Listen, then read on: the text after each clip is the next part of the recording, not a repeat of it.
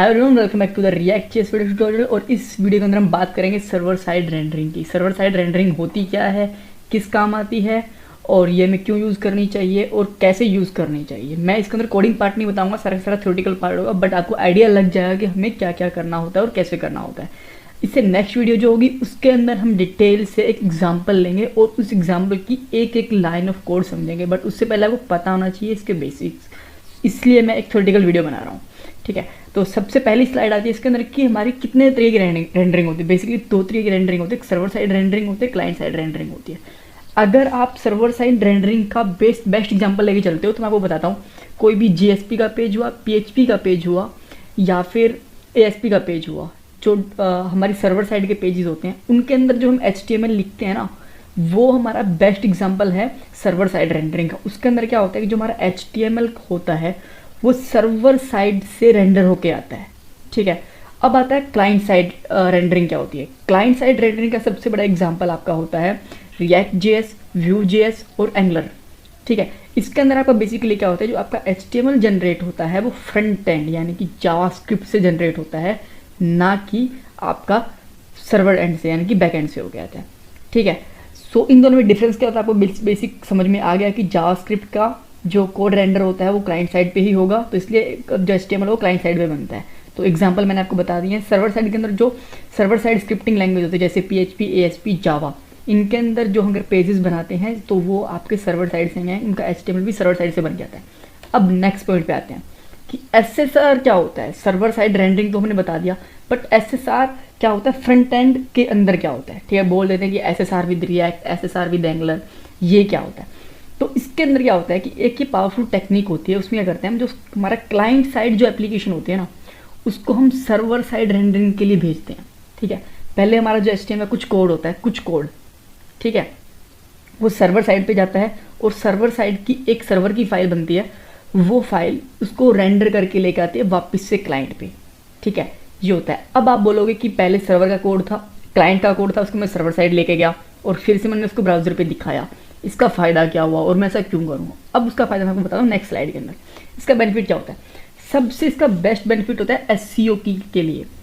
जब आपका गूगल का सर्च इंजन, बिंग का सर्च इंजन या याहू का सर्च इंजन आता है, तो आपका क्लाइंट साइड एचटीएमएल होता है उसको वो टेस्ट नहीं कर पाता है। ठीक है, उसको सर्वर साइड का जो कोड होता है ना, उसको वो टेस्ट कर पाता है। तो इसीलिए जो हमारा कोड होता है वो अगर सर्वर साइड से आएगा, यानी कि एचटीएमएल का जो कोड होता है वो सर्वर साइड के उठ के आएगा, तो वो जो हमारा सर्च इंजन होता है उसको क्राउल कर पाएगा और वो चेक कर पाएगा कि हाँ कुछ कोड आया है, और उसके जो टाइटल टैग्स होते हैं, कुछ जो कंटेंट होता है बॉडी के अंदर का वो, और H1 टैग, H2 टैग, जो भी उसके लिए रिक्वायर्ड चीज़ होती है वो चेक कर पाता है। ठीक है, इसीलिए बेस्ट बेनिफिट्स का ये होता है। एक और इसका बेनिफिट ये होता है कि जब आपकी क्लाइंट साइड एप्लीकेशन बनती है तो फर्स्ट टाइम में आपको 3-4 सेकंड के लिए आपको ब्लैंक पेज दिखता है। ठीक है, कुछ भी उसके ऊपर रेंडर नहीं होता और फिर एकदम से आके वो रेंडर होती है, ब्लैंक पेज दिखता है। उससे क्या होता है कि यूज़र को लगता है कि इसके ऊपर कुछ भी आ नहीं रहा। तो एसएसआर क्या करता है, आपका फर्स्ट टाइम की जो रिक्वेस्ट होती है ना, उसके अंदर आपके ऊपर loaded app in send down from the server to the first request. First request में आपका जो पूरा का पूरा पेज होता है ना, वो रिक्वेस्ट कर ब्राउजर पे दिखा देता है। ठीक है, ये सबसे पहले फटाफट से हो जाता है, तो यूज़र को ऐसा नहीं लगता कि ब्लैंक पेज बनता है। इससे आपकी स्पीड इंक्रीज लगती है और यूज़र होता है वो वेट करता है आपका, अदरवाइज उसको लगता है कि साइट बहुत स्लो है। ये इसके बेनिफिट्स होते हैं। अब आपको मैं डिफरेंस दिखाता हूँ इन दोनों में डिफरेंस होता क्या एक्चुअली।